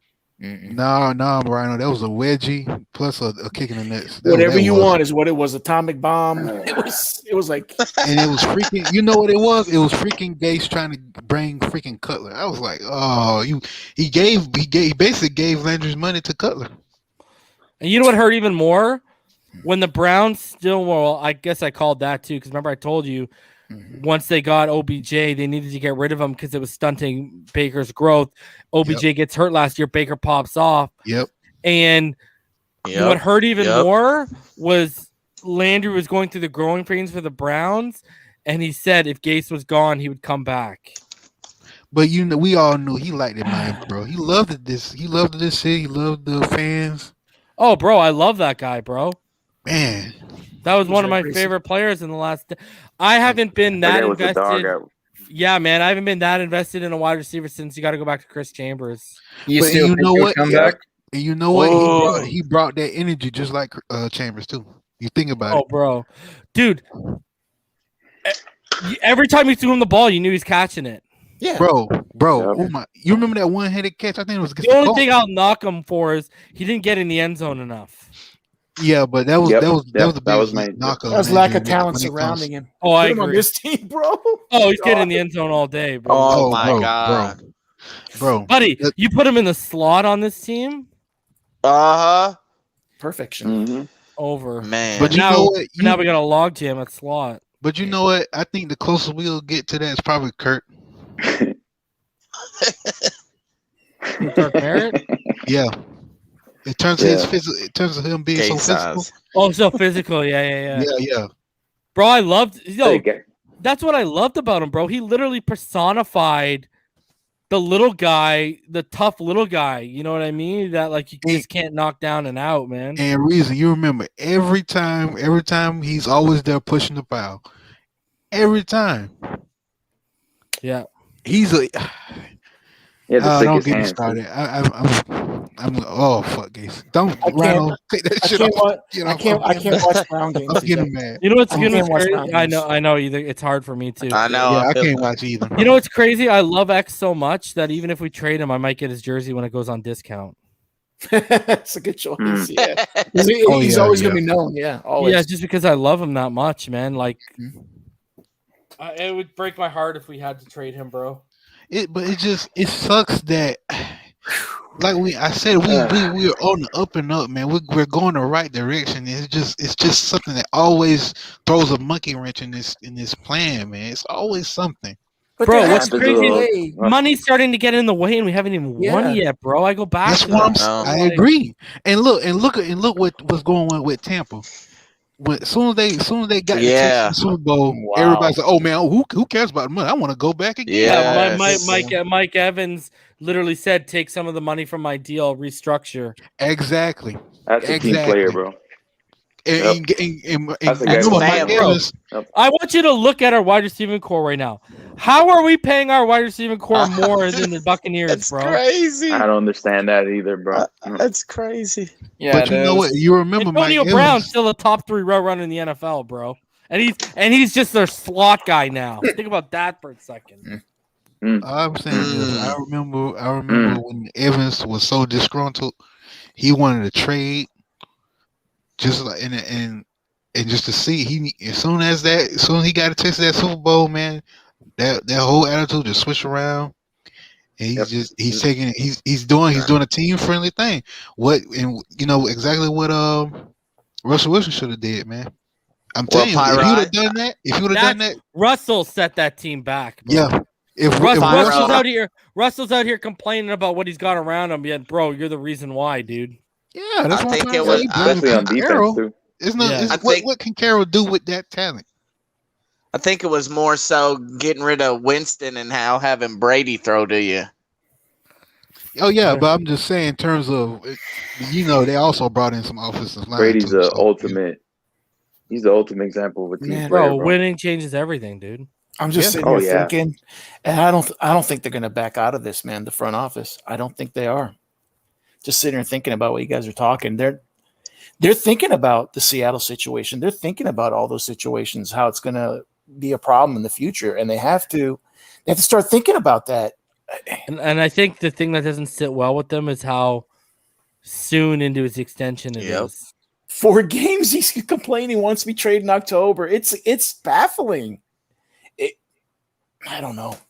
This is rough. The problem is, Rhino. It's like, yeah, I get that you'll get mad about it monogamy. Fine, but for you to somewhat get rubbed the wrong way with Byron Jones, it's like, bro, they're trying to give you help. Mm-hmm. Yeah, they pay him more, but they're trying to bring people through the door. Remember, this team just came. We was 5-10 last Yeah, that's year. what I'm saying. I don't understand why We he's had so to upset at overpay that point. somebody just to get somebody to come through the damn door. This is not even potentially MVP X yet. This is potentially MVP X. Imagine how pissed he was when he was in the running. Guys, side note, Michael Pulisic, right now the Lightning are beating the Islanders 7-0. I just want to go back to even when my Penguins were in the playoffs, I told each and every one of you that the Lightning were probably going to win the Stanley Cup again for the second year in a row. Mm-hmm. How about those Islanders? Fuck the Islanders. I hope they get beat 14-0 tonight. Jeez, he runs deep. Yes. Wow. Anyways, Damn. bro, and the last thing I need to see from where I live, the Montreal Canadiens, bro. Like, I can't. Jesus Christ, please lose. Anyways, Hey, every Italian in the Greater Toronto area is a freaking Montreal Canadiens fan. It's crazy. Yeah. So, anyways, yeah, back to X. I just my whole thing with how the situation is going, I think Rhino's right. I don't think they're going to pay him. No, bro, it just comes off. Now, here's my thing. If you're not going to pay him, you knew this. Why didn't you move him before the draft? That's what blows my mind. Yep, Cowboys. We could have fleeced the Cowboys. Okay, let's walk through it. Why wouldn't they? Okay, because they probably thought they could ride this out. Mm-hmm. For the whole 4 years. Call us bluff. Yeah, you're going to sit down and lose $21 million in one season. Okay, yeah, bro. Exactly right. That's arrogant. You're right. If that's the attitude immediately, that's arrogant. That is. Because his money got guaranteed in March, like the first weekend of March. I think it was when the guarantee kicked in. Okay. My question would be: is if he sits out, does he have to return that guarantee? Well, if Ricky and so many other players have, I think he might. And that was before this current contract that they signed, which is more pro owner than it is player. But guys, do you think? I think maybe I would say right after the draft. Do you think they got in touch with X? And maybe how he responded to them, like say, "Hey, so what you want? How about we do this?" You know what I'm saying? How he responds to them. Maybe they're like, "Okay, yeah, we're not we're not gonna work. Keep him. I think his signing of agent is what kind of You been calling that. Bro.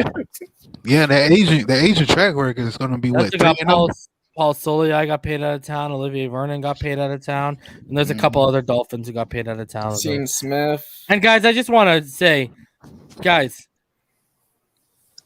I think our wide receiving core is top 10. The fact that we're paid higher than the Buccaneers, though, is crazy. Yeah, it's crazy. Because I think they're clearly far away the best wide receiving corps in the NFL right now. But the NFL Network, and I don't think so. So why? Who'd they pick?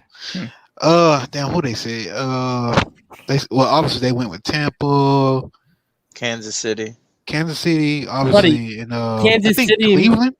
Kansas City, their receiving core makes like $29 million. Yeah, but I'm just going by what they're saying. I'm just saying, like, that makes it even worse because that's $15 million, $16 million less than what we pay ours. Yep. That's crazy.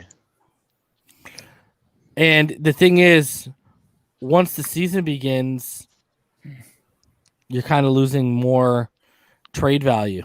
No, it's gone. It's zero unless someone gets hurt. Like, do you think Byron Jones will restructure? I don't want him to, but do you think he should? He can't. But X, would. I would say hell no. I know, but it's just like, I don't know. Well, he seems like a team guy, though. After his little speech about I don't care if they're the first highest, second highest, first string, second string, I would hope he would restructure. Yeah, like maybe they can say, hey. My thing is, it might be too early. Yeah, it makes sense. Yeah.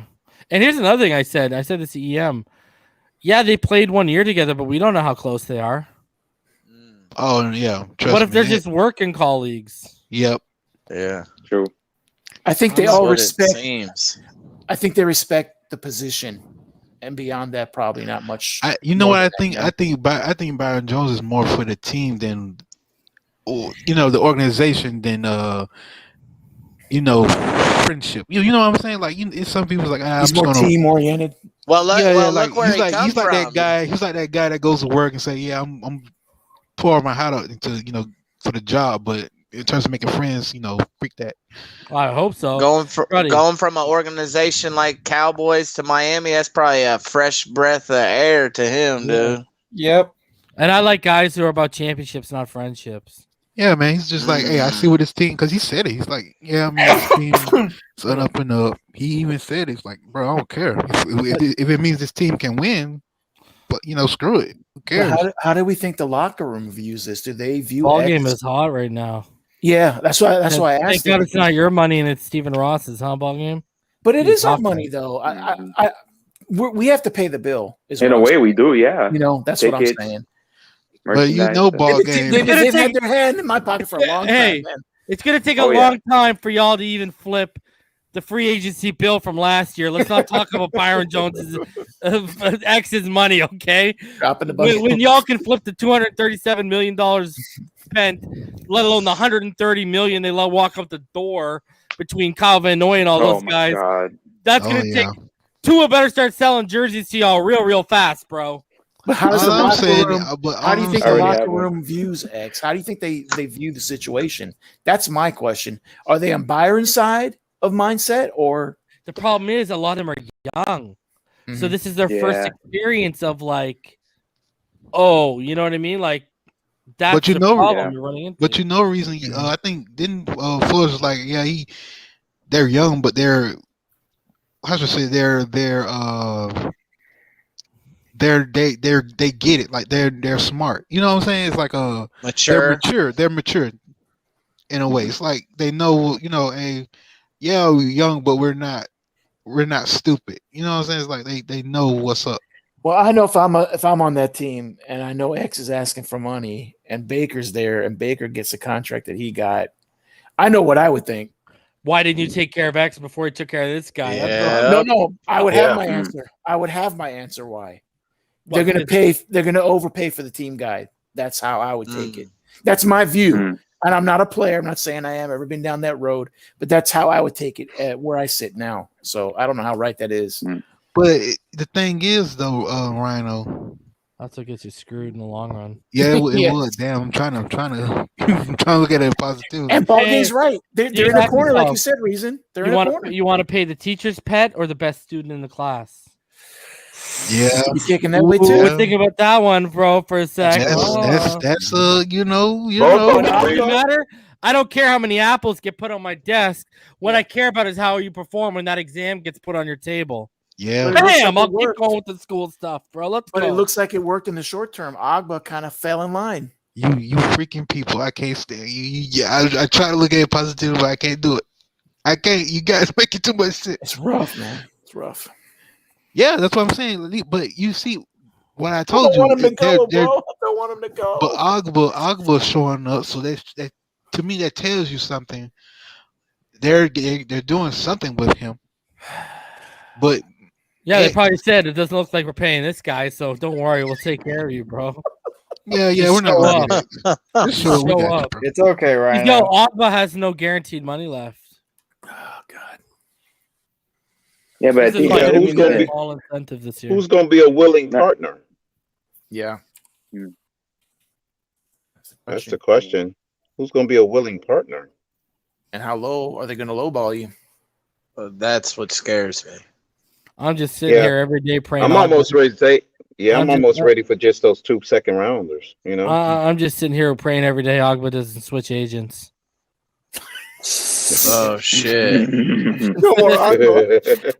Yeah, that's No, all but I I need to think- wake up.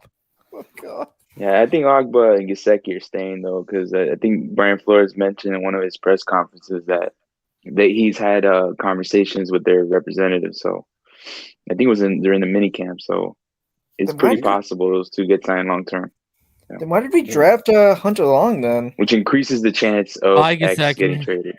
Yeah, that means Gesicki has got probably about 16 Yeah. months left on the team.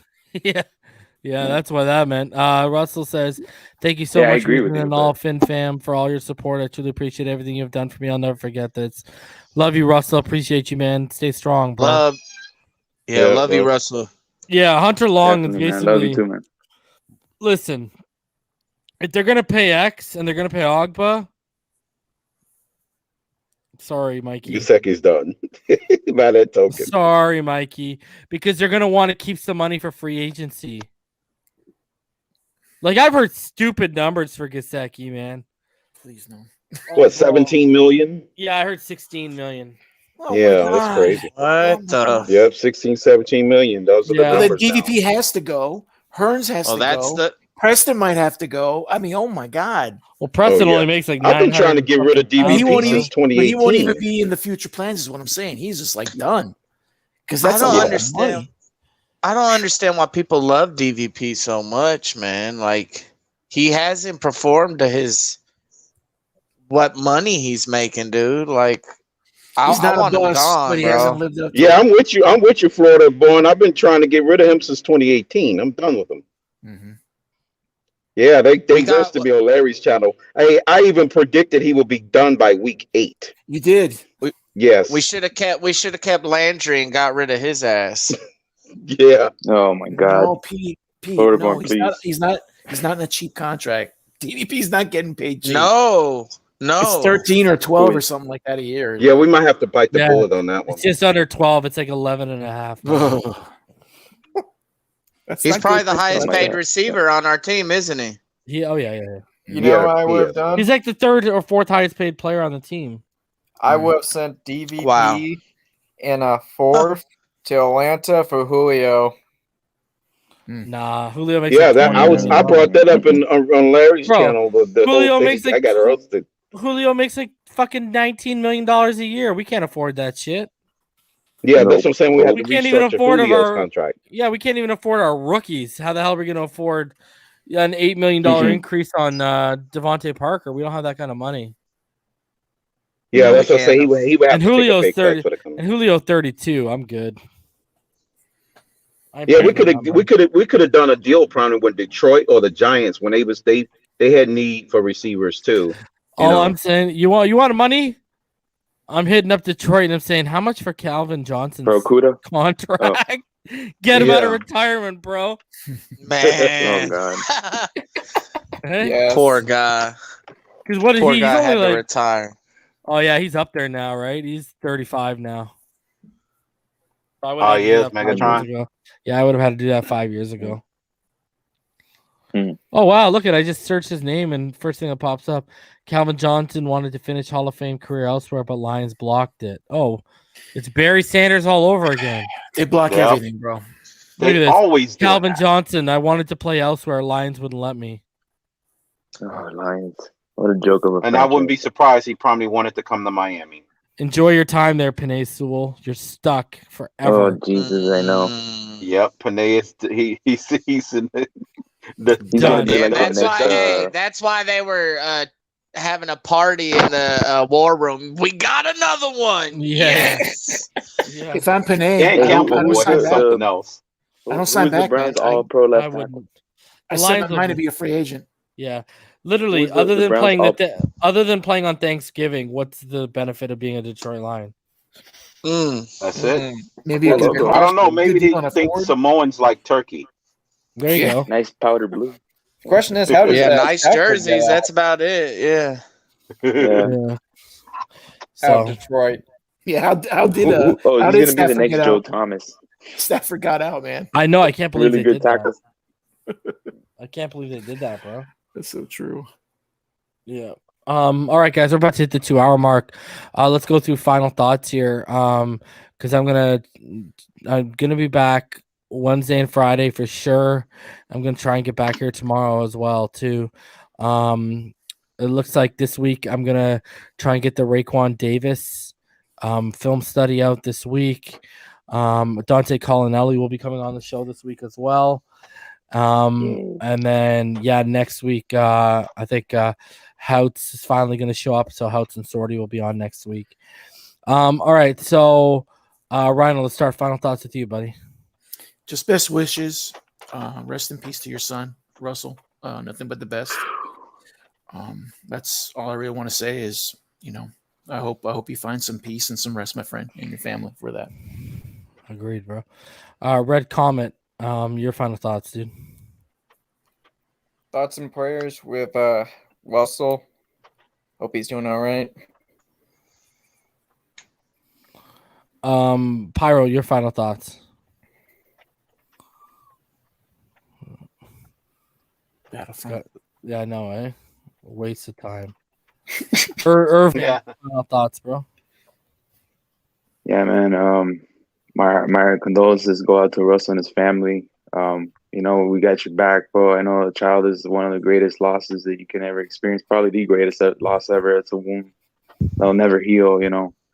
Hopefully the Dolphins can help you through that healing process, my friend. We got your back here. You got all the support here. With X, it's a difficult situation, bro. We're stuck. I know he wants more money. I can understand that because he outplayed his current contract, but he's got to understand the Dolphins got all the leverage in the world on him. I mean, they basically took his side when he was going through his legal stuff, and they stuck through him with his injuries and stuff. So that's going to be something that's going to be something to look towards through training camp and through the season. Regarding Tua, definitely one of the smartest quarterbacks. I don't think they give him. I know they call him dumb in the media, but they don't give him enough credit for his football IQ. I think that leverage, just him, understanding the leverage game, like Reason pointed out, and him avoiding sacks like he did this season. I don't think that gets enough. He gets enough credit for that. He's definitely a special young player with a lot of promise, high ceiling, and he's very key to our success in the future. And if I'm not forgetting anything else, hands up, man. We love you, love Russell. Florida Born, your final thoughts, dude. My final thoughts are with you, Russell, man. I know this is the hardest thing you're ever going to go through in life. And sometimes we don't understand why God does what he does. But he went to a better place, man. And it may suck, but if you have other kids, you got to pull yourself together and think of your other kids and your other family, brother. And if you ever need anybody to talk to, I'm here. And I understand what you're going through, brother. Fins up. So sorry. So sorry for your loss, man. Crypto, your final thoughts, dude. Yeah, Russ, hearts and prayers go out to you and your family.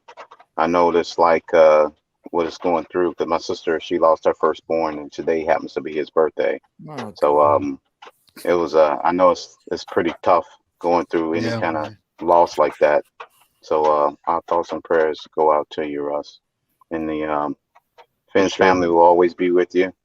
And we're gonna always have our hearts and minds, for the community. As far as the X situation, man, that's something else, man. It's like the game Mousetrap. The clock hits the marble, then the marble sets off the bucket of water, then the bucket of water falls over the cliff. You forgot about that cage that goes down. Exactly. It's just a matter of time, when it gets the mouse actually gets caught, if it gets caught. So they kind of back themselves in the corner, both sides in a way, sort of. Double-edged sword. But yeah, it's gonna be interesting to see who bites first, as far as if he holds out, what's the longevity of it? If he does hold out, and if he doesn't, what kind of terms is it that have been renegotiated? So it's gonna be interesting this upcoming season. The Tua situation is gonna get better, as far as the timing with everything, the wide receivers. That's why I say it's half the battle already because he's got 2 Bama receivers there now. I think I'm the only one in this community that has an outstanding Bitcoin bet that Foster would make the team. So send me your addresses, boys, because I'm thinking Foster's going to make the team. But hey, I hope so. He's just my odds-on favorite because that's the style of play, that he brings to the fold.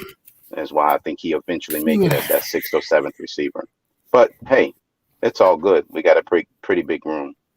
So Fins up. Fins up. Okay, Pyro, are you there? Yeah, I'm there. I had to go somewhere, but Yeah, I'm sure you did. but yeah, my thoughts and prayers to you, Russell, and your family, man. I know it's hard to lose a loved one, especially a son, a child. It's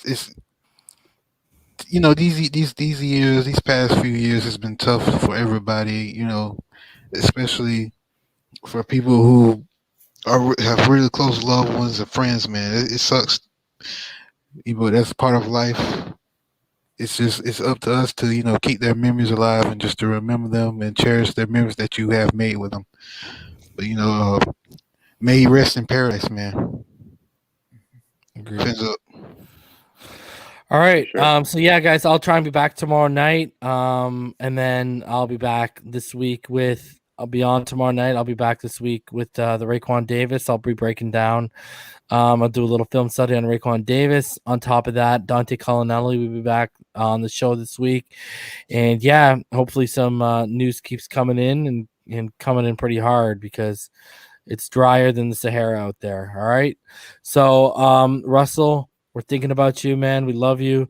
We hope, you can find some form of healing throughout this process. And we just can't wait to talk to you again, brother. Have as good of a night as you possibly can, Russell. And to the rest of you, Fins up all day, every day. And we'll see you tomorrow night, guys.